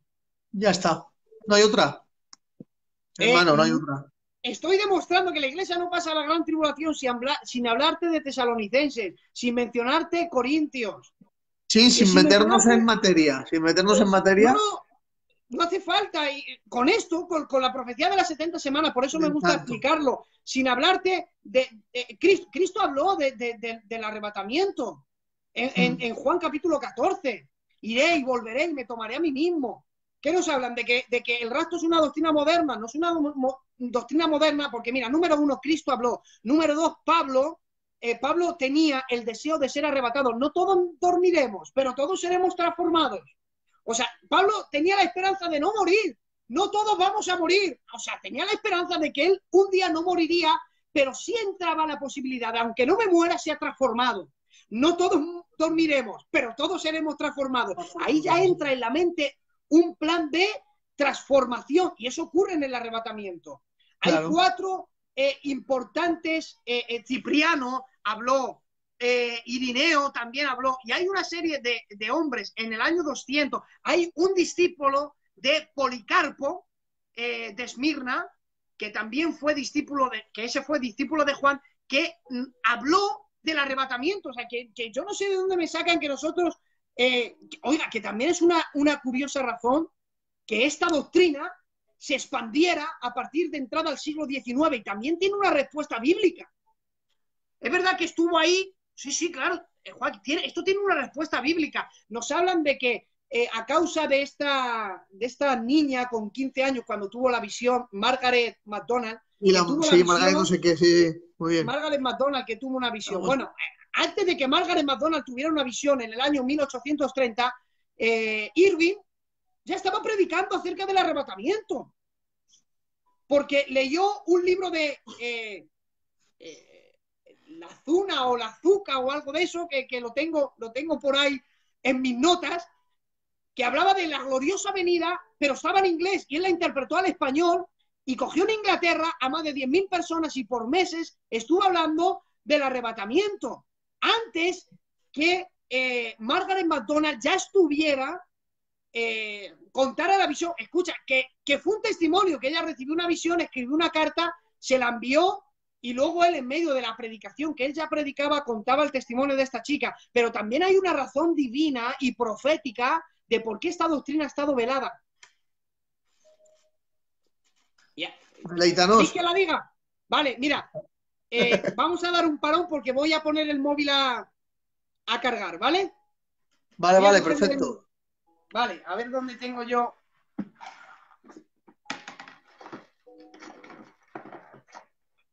Porque es que me había dado 20 de batería y no vaya a ser que me quede, que se apague. Con lo que ha costado ponerlo, no vaya a ser que nos quedemos. A ver. Vamos a ver. Bueno, ahora sí, si quieren preguntas, que lancen alguna. Yo creo que aquí ha quedado todo bastante claro, pero si hay alguna pregunta, pueden preguntar. David dice, cuéntanos. Bueno, ahora lo voy a tener que coger con la mano. Bueno, no pasa nada. ¿Qué pasa, David? Cuéntanos. Bueno, el por qué, esto es una opinión, ¿de acuerdo? El por qué estuvo velada. Mira, toda escritura es inspirada por Dios. En cuanto a la revelación, está completa. O sea, Dios habló a nivel doctrinal y él selló. Y a nivel doctrinal ya no volverá a hablar. ¿Hasta ahí estoy siendo claro? O sea, no podemos añadir a la Biblia el libro de, ahora yo me pongo a orar en vigilia, recibo una visión, escribo un libro y ahora yo salgo diciendo, bueno, hermanos, después de Apocalipsis está Primera de Eugenio, capítulo 1. A eso me estoy refiriendo, ¿de acuerdo? Sí. Vale, Queda claro, queda claro. Entonces, doctrinalmente Dios no va a volver a hablar. La Biblia ya, toda escritura es inspirada por Dios. Pero la iluminación de la revelación es progresiva. Mira, una de las cosas que los judíos no entendían, a ver, hay muchos misterios en la Biblia y uno de ellos es el rapto. No todos, he aquí un misterio. No todos dormiremos, pero todos seremos transformados. Sí. Mira, no vamos a mencionar ni la palabra rapto para no poner en evidencia, oye, que no existe la vida. Bueno, vale. Transformados. Era un misterio. Cuando, por ejemplo, en la Biblia habla de que en Eclesiastes, cuando la Biblia dice, ¿quién sabe si el espíritu de los hombres sube arriba y el de los animales abajo? Cuando la Biblia dice, que lo usan mucho los testigos de Jehová, el tema de en el Seol no hay memoria de ti. Entonces, había ciertos temas que los judíos no entendían por la razón de que, aunque estaba la revelación, pero no estaba velado. Otro ejemplo más claro. Le dice Dios a Job, ¿sacarás tú las constelaciones de los cielos a su tiempo? Eso es una frase importante. ¿Sacarás tú las constelaciones de los cielos a su tiempo? O sea, en el plan de Dios, en la mente de Dios, había un momento específico donde los hombres conocerían el cosmos. Pero hay un tiempo. Por ejemplo, otro detalle más. Dice, llegando el tiempo del cumplimiento, Dios envió a su Hijo. Había un tiempo en la mente de Dios donde Dios enviaría a su Hijo. Nadie lo sabíamos. Bien, cuando Dios habla a Daniel, en el último capítulo, él empieza a hablar una serie y cuando le da la profecía dice, séllala hasta el fin. ¿Y para qué me la das? O sea, se la dio y la selló. Y a niveles espirituales nadie la entendió. ¿Por qué? Porque nadie podía entender la profecía hasta el tiempo del fin. Y correrán de aquí para allá. Y la ciencia aumenta. Todas esas cosas que Daniel habla, como por ejemplo la profecía de las 70 semanas, todo eso no se podía entender. Cuando Juan recibe el Apocalipsis, mira, hay cosas que no se podían entender. Una cosa es que en Apocalipsis habla de un ejército de más de 200 millones. Dice, ahí oí su número, 200 millones. Eso era un misterio. Eso no se podía entender. Eso era una revelación. Sí. ¿Se podía entender? No. ¿Por qué? Porque hasta el tiempo del fin, mira, se cree que en tiempo de Juan no había 200 millones de seres humanos en el planeta. Pero ya había oído un número de 200 millones de soldados. Esto hasta el fin, dicen que entre China y la India y no sé quién más, juntan más de 220 millones de soldados. Hoy día esa profecía sí se podía cumplir. Entonces, la revelación está completa, pero la iluminación de la revelación es progresiva. ¿Hasta ahí estoy siendo claro? ¿Por qué durante tantísimos años el rapto, dice Richard que no se oye? No se oye. Yo sí que te oigo, no sé si a lo mejor los hermanos no. Si algún hermano no me escucha, me lo dicen. ¿Por qué razón no se habló tanto? Por la razón de que antes que pase el arrebatamiento había una serie de profecías que se tenían que cumplir. Entre ellas las que están en Isaías. Entre ellas que Israel, que estaría esparcido sobre los 4 continentes del mundo, volverían a su tierra y nunca más serían arrancados. Eso ocurrió, mira, en el año 1948, el 14 de mayo, las Naciones Unidas constituye a Israel como nación cuando Theodor Herz, y esto Miguel Palacios creo que es el sábado, ¿Cuándo es? Bueno, en un par de días creo que Miguel Sí, Palacios también habla. Theodor Herz dijo, en las Naciones Unidas hay un pueblo sin tierra y hay una tierra sin pueblo. Dadle al pueblo sin tierra, a la tierra sin pueblo. Y dio un discurso que dejó a todos boquiabiertos. Israel el 14 de mayo es declarada como nación. Cumpliéndose la profecía, nacerá una nación en un solo día, por cuanto Sion tuvo dolores de parto, he aquí tuvo hijos. 14 de mayo de 1948 se cumple que en un solo día, lo que era imposible, un pueblo que estaba esparcido sobre todos los continentes de la Tierra se une para formar una nación. En el año 1950, bueno, esto fue en el 48, 5 horas después los musulmanes ya le atacaron. Siempre ha habido un ataque con Israel, porque el plan de Dios siempre lo ha perseguido. En el año 1950, cuando vuelven y empieza a florecer Israel, todo eso que estaba escrito en el libro de Isaías no se cumplió, solo esa no se cumplió hasta el año 1950. Hasta que las profecías no se cumplieran, el rapto no podía, Dios no podía arrebatar a su iglesia. Digo yo, ¿para qué Dios va a extender de que vamos a ser arrebatados si todavía no vamos a ser arrebatados? Yo puedo predicar del arrebatamiento y puedo decir que el arrebatamiento es inminente y puedo decir que en cualquier momento podemos ser arrebatados. Puedo demostrar, número 1, usando Daniel capítulo 2 y capítulo 7, puedo demostrar por medio de la historia de que todas las profecías que están en la Biblia se han cumplido todas y que a día de hoy no falta ninguna por cumplirse antes de un acontecimiento que va a trastornar al mundo entero como es el arrebatamiento de la iglesia. Pero damos esta pequeña introducción para otro momento y por esa es la razón del por qué esa doctrina moderna es una razón divina. Hay que entender que la iluminación de la revelación es progresiva. Eso hay que tenerlo en cuenta. Amén, así es. Hasta aquí, Joaquín. Yo no sé el tiempo que llevamos. ¿Cuánto tiempo? ¿Tú lo sabes? Creo que llevamos 1 hora y media más o menos.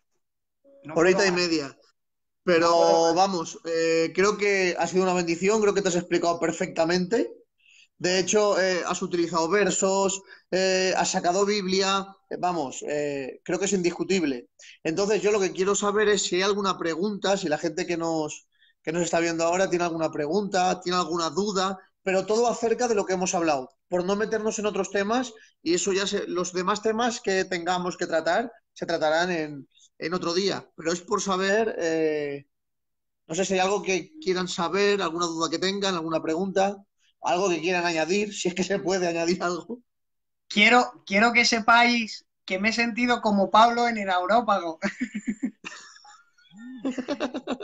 Créeme, hermanos, de verdad, me gusta la escatología, es un tema que a mí me apasiona, no soy ningún maestro, quiero deciros que puedo estar equivocado, que me escuchéis, gracias por haberme aguantado este tiempo, pero comprobarlo, pedir al Espíritu Santo que os ilumine, escucharme, pero no me creáis, comprobarlo, porque el Espíritu es quien nos llevará a toda la verdad.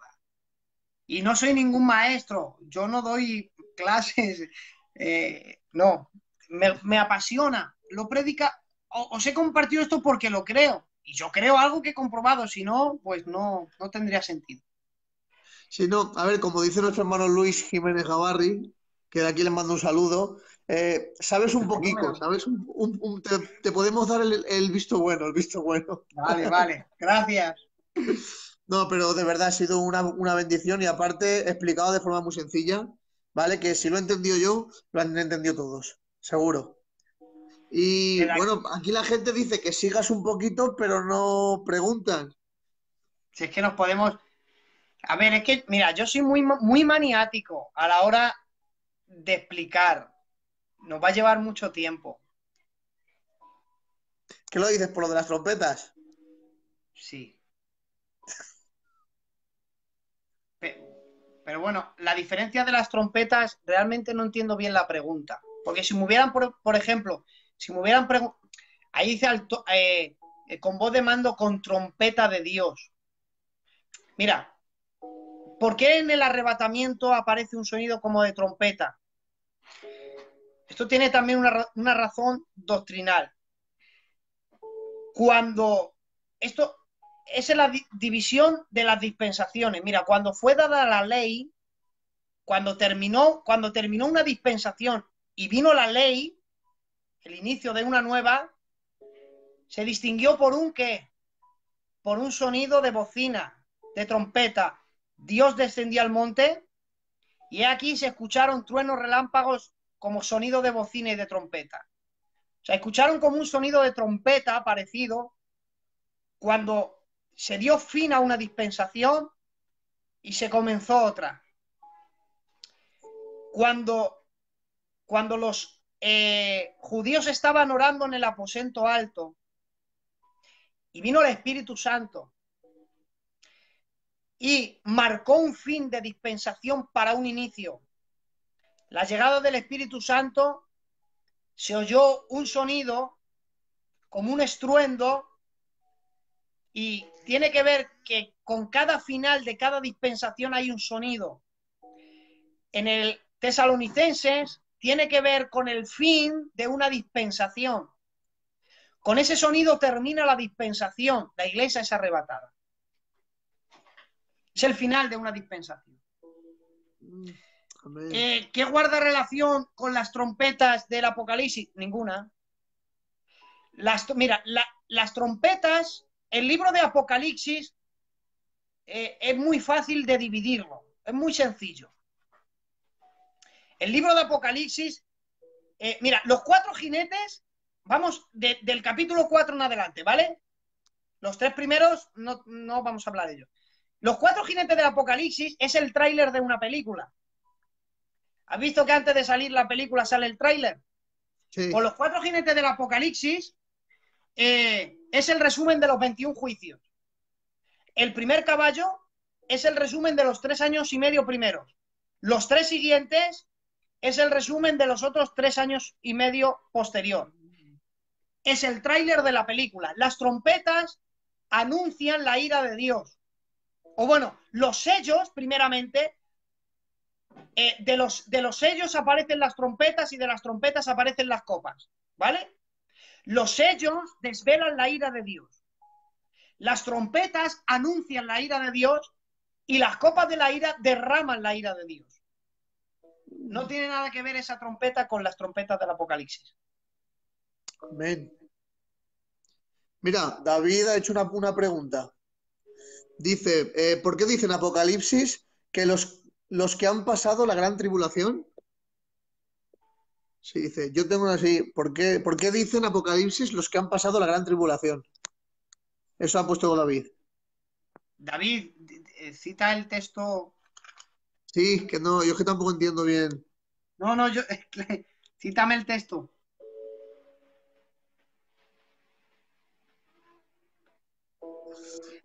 Dice Luis, tira, Eugenio, tira. Ya no puedo más, si me tenéis sin cenar. Si es que hemos estado 1 hora agresiva, es verdad. Bueno, pero vale, no recuerdo bien ahora, vale. Los que han pasado la gran tribulación. Los que han pasado la gran tribulación, no. Es que no sé a qué te refieres, David. Es que tampoco entiendo en sí la pregunta. Habrá gente que pase la gran tribulación, es evidente. Claro. Había un sonido de trompeta para levantar. Sí, pero a ver, eso de José María Cortés. Había un sonido de trompeta para levantar el campamento. La iglesia llamada fuera. Claro, ahora te explico. Mira, si me hubieran preguntado, el hermano que antes me ha preguntado, si me hubiera dicho qué relación hay con las trompetas del Apocalipsis y la de Primera de Corintios, entonces sí. Porque, a ver, en Primera de Corintios, cuando aparece en el capítulo 15, dice, a la final trompeta, los muertos en Cristo resucitarán primero y luego nosotros seremos transformados. De ahí nos usan. La iglesia pasa la gran tribulación porque Corintios dice a la final trompeta. Apocalipsis, ¿cuántas trompetas aparecen? 7. Entonces nos dicen, la iglesia escucha 6. Y a la final trompeta somos arrebatados. Pero verán, cuando Corintios habla de la final trompeta, todo esto tiene su contexto histórico y bíblico, porque, bueno, la de Tesalonicenses también habla del tema de las fiestas judías. Hay una que se llama las trompetas, y en las trompetas bíblicamente es el arrebatamiento, de ahí también el sonido de trompeta. Pero al toque de la final trompeta, que aquí es cuando se cumple una de las fiestas de reunión, en Levítico capítulo 23, verso 24, dice, al final del sonido de la trompeta se haga convocatoria. O sea, se está refiriendo un sonido para reunirlos a todos. Y el arrebatamiento será un sonido que nos reúna a los santos en Cristo. Amén. Mira, exacto, ahora creo que ha puesto el versículo, Apocalipsis 14, verso 12. Dice, aquí está la perseverancia de los santos, los que guardan los mandamientos de Dios y la fe de Jesús. Sí, porque, a ver, es que en la gran tribulación habrá salvación. Muy bien, así es. Sencillamente, hay quien cree, bueno, el Espíritu Santo se va de la tierra. ¿Cómo se va a ir de la tierra si son inicientes? Pues si se va, mira, el Espíritu Santo es el único que puede convencer de pecado al ser humano, ¿de acuerdo? Bueno, esto ya, el experto es el presi, Adán. Pero el Espíritu Santo no se va de la tierra. De hecho, los 144.000 cuando predican el Evangelio eterno al mundo entero, ¿para qué predican? Si no está la intervención del Espíritu Santo para convencerles de pecado, maldad y juicio. Así es. Pero hay gente que será salva. Este David va por mí esta noche, ¿eh? A ver. A ver. Yo le dije, Señor, a ver, 7:14. Voy a leerlo mejor en la Biblia, que ahí me hago un lío. A ver. Estos son los que han salido de la gran tribulación. Y han lavado sus ropas y las han emblanquecido con la sangre del Cordero. Sí, pero se refiere a Israel. El contexto está en Daniel capítulo 12 y en Mateo capítulo 24. Exacto. Es que ahí vamos a ver, mira, cuando entramos en Apocalipsis, entramos en el inicio de la 70ª semana, de la semana 70.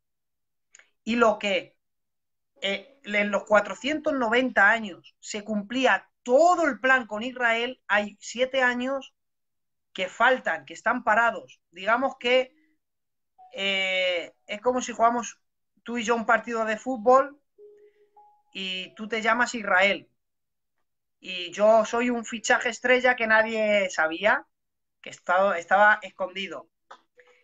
Yo soy el misterio oculto en otras generaciones. Yo me llamo Iglesia. De pronto Dios te frena a ti y te dice, tú judío, al banquillo. Y de pronto tú no esperabas que tu entrenador había hecho un fichaje estrella. Tenía un plan desde hace mucho tiempo. De pronto salgo del vestuario yo que me llamo Iglesia y empiezo a jugar el partido. Comienzo a ser el protagonista mientras tú me miras desde el banquillo. Una vez que yo me quite, Dios te vuelve a sacar al campo a jugar. Ese es Israel. Cuando la Iglesia es sacada de la tierra, Israel vuelve nación. No es casualidad que en Ezequiel Dios defienda a Israel en la batalla de Goz y Magog, cuando vienen a atacar a Israel y él por medio de fuego los consume. No es casualidad que habrá un tiempo en cuando tuve hambre y no me diste de comer, cuando tuve sed y no me diste de beber. Eso, hermano, eso, el contexto es cuando Israel pase cuando el pueblo de Israel pase la gran tribulación, que será perseguido por el anticristo y que la Biblia dice que huirá a las montañas de Sela, que muchos creen, Sela, la ciudad de roca, que muchos creen que es Petra, que hay cuevas y se ocultarán. Ellos pedirán ayuda y aquellos que le den de comer y de beber recibirán esa... porque tuve hambre y no me diste de comer. Todo eso tiene tiene que ver con Israel en la gran tribulación. Muy bien. No es casualidad que en Daniel diga que el arcángel Miguel pelea de parte del pueblo de Israel. Todo eso, hermano, todo eso se cumple en el periodo de la gran tribulación.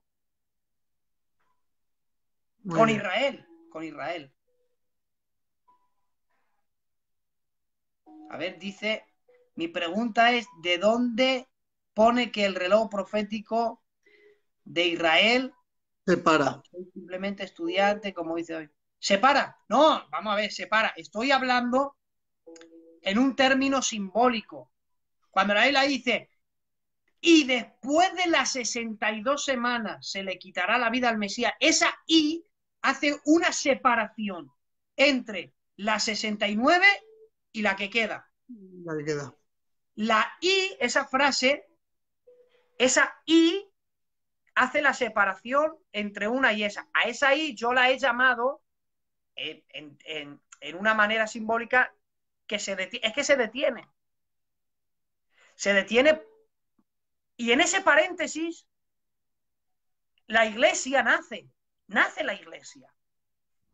Es que esto tiene también, es que esto es desviarnos al plan que Dios tiene con Israel Claro. y con la iglesia. Es que esto es desviarnos a otro tema. ¿Por qué Israel tiene que pasar la gran tribulación y nosotros no? Vamos a ver. Cuando hablo de Israel no me refiero, a ver, hay judíos que creen en Cristo como Jesús Claro. y Salvador y cuando venga el arrebatamiento se irán al cielo arrebatados. Luego están los que no, claro.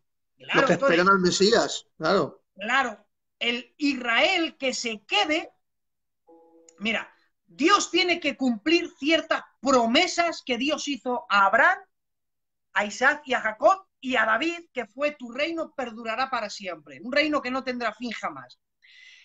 Dios, mira, es evidente, vamos a apartarnos del arrebatamiento, es evidente el reino milenial, ¿verdad? Eso lo creemos todos.